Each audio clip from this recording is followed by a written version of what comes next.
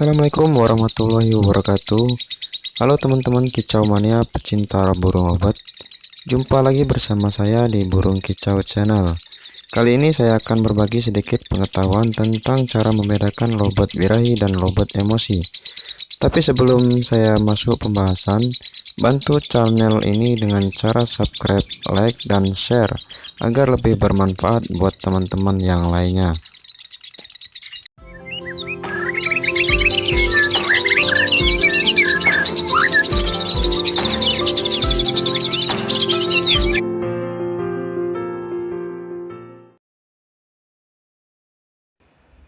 Dalam merawat lobet, banyak hal yang perlu kita pahami dan pelajari. Salah satunya yang akan saya bahas kali ini yaitu emosi dan birahi lobet. Emosi dan birahi lobet sedikit hampir mirip, yang tentunya akan membuat teman-teman pemula bingung cara membedakannya. Baiklah, simak sampai selesai cara membedakan, penyebab, dan cara menangani lobet emosi dan lobet birahi. Untuk yang pertama, saya akan bahas emosi lobet. Untuk mengetahui lobet emosi tinggi, ada beberapa ciri-ciri yang perlu teman-teman kenali. Yang pertama, biasanya lobet lebih galak dan agresif. Lobet galak bisa dilihat saat kita membersihkan sangkar atau saat mengganti makan dan minumnya. Untuk ciri-ciri yang kedua, bisa teman-teman lihat saat lobet sedang ngekek. Durasi ngekek lobet over emosi biasanya cenderung tidak stabil, kadang pendek dan kadang mempunyai durasi ngekek yang lumayan panjang. Selanjutnya, ciri-ciri yang ketiga yang sering terjadi saat lobet sedang over emosi. Lobet ngekek tetapi tidak tenang dan biasanya sambil loncat-loncat.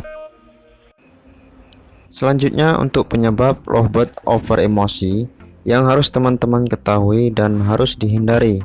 Yang pertama, dari segi pakan yang terlalu tinggi atau terlalu kencang, misalkan terlalu sering menggunakan pakan racikan, atau bisa juga dari extra fooding yang berlebihan. Yang kedua, terlalu lama proses penjemuran lobet.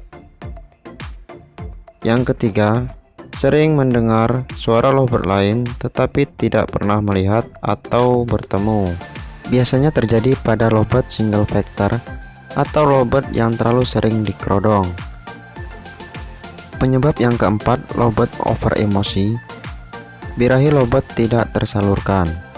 Selanjutnya yang kelima, lobet stres karena perawatan yang terlalu dipaksakan atau tidak sesuai karakter lobet itu sendiri.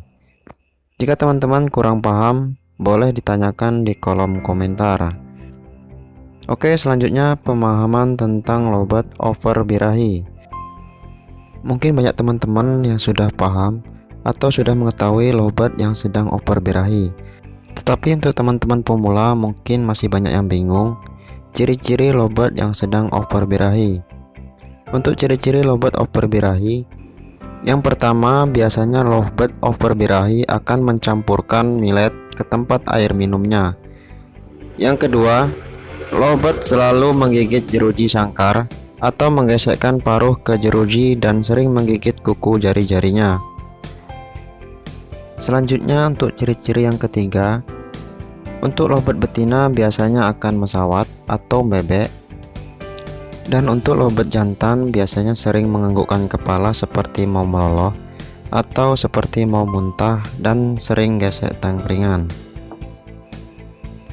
Ciri-ciri yang keempat, lobet sering garuk-garuk di sekitar paruh dan kepala. Ciri-ciri yang kelima, mata lobet akan terlihat lebih sipit atau sayup. Untuk penyebab yang membuat lobet over birahi, yang pertama, lobet terlalu sering bertemu lawan jenis. Yang kedua, dari segi pakan yang terlalu kencang juga akan membuat lobet over birahi. Yang ketiga, penjemuran yang terlalu lama juga akan membuat lobet over birahi. Demikian ciri-ciri dan penyebab lobet over emosi dan lobet over birahi yang perlu teman-teman ketahui dan yang harus dihindari. Untuk pembahasan tentang cara menangani lobet yang over emosi dan over birahi akan saya bahas di video selanjutnya. Silakan teman-teman hidupkan loncengnya agar teman-teman mendapatkan notifikasi jika Burung Kicau Channel mengupdate informasi terbaru. Terima kasih sudah mengikuti Burung Kicau Channel. Semoga bermanfaat buat kalian. Salam ngekek, salam satu hobi. Wassalamualaikum warahmatullahi wabarakatuh.